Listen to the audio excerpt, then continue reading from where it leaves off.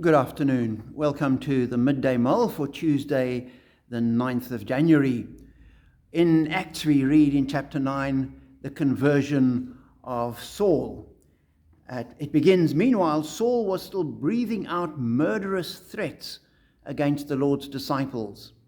He went to the high priest and asked for letters for the synagogues in Damascus, so that if he found any there who belonged to the way, whether men or women, he might take them as prisoners to Jerusalem. As he neared Damascus on his journey, suddenly a light from heaven flashed around him. He fell to the ground and heard a voice say to him, "Saul, Saul, why do you persecute me?" "Who are you, Lord?"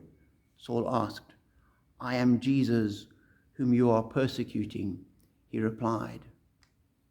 I think it's a story probably quite well known, but again, as I read it today, was just struck by the fact of who Saul was. And here is somebody breathing murderous threats against the disciples. And not only saying things against them, but actually organizing and getting himself together, putting a plan in place. He goes and gets official letters that he can arrest people and bring them back to Jerusalem. He wasn't just an obnoxious person. He was an organized, planned, and efficient obnoxious person. And the kind of person that everybody would avoid. Certainly every Christian would avoid. And yet, he's the one that Jesus appears to him and says, "I'm Jesus whom you're persecuting," and changes him.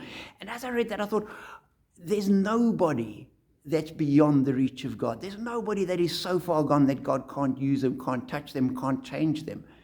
And I thought, I need to be reminded of that.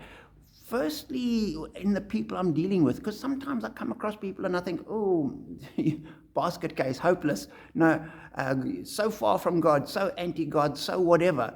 But nobody's beyond God's reach and God's love. And we've just got to pray for everybody, no matter what's going on. So we can pray for the worst of the worst, and God can change them. And the second thing that I just thought as I wrestled with that was thinking, sometimes we might give up on ourselves and think, oh, I've done this again. I've thought that, look at, there's so much weakness, so much sin in me. That may well be the case, but God's not surprised by it.